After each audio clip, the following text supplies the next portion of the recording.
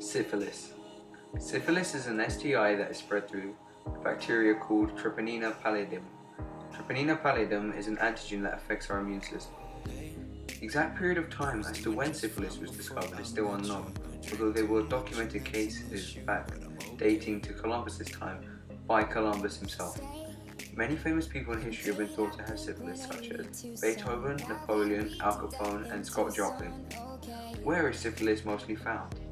Syphilis is actually found in all parts of the world, although some areas have more reported cases than others. The most common place that has syphilis is found in southern and middle of Africa, South America, and India.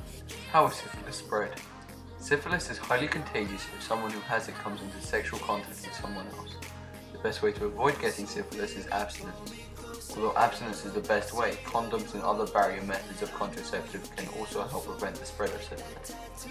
It can also spread as a result of prolonged kissing or close bodily contact, especially through sores in someone's mouth or on their hands, back, and/or genitalia. Syphilis develops in stages, and symptoms may vary with each stage.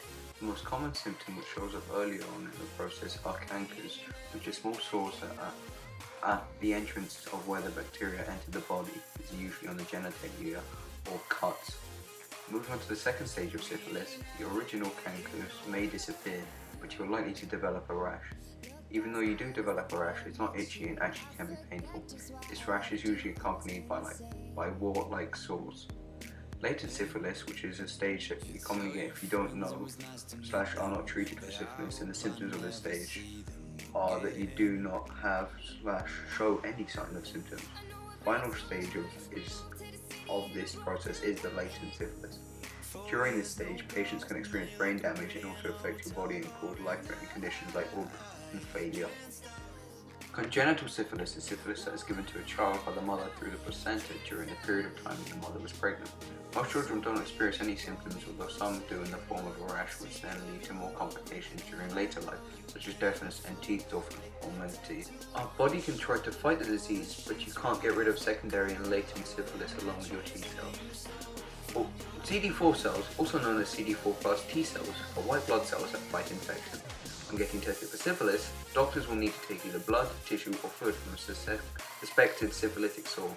Testing for syphilis is done using a venereal disease research laboratory, or VDRL. The VDRL test checks blood or spinal fluid for antibodies that are produced by people with the syphilitic infection. Despite numerous efforts of trying to make a vaccination to prevent someone from contracting the disease, the biology of Treponema pallidum bacteria is causing complications in making an effective vaccine.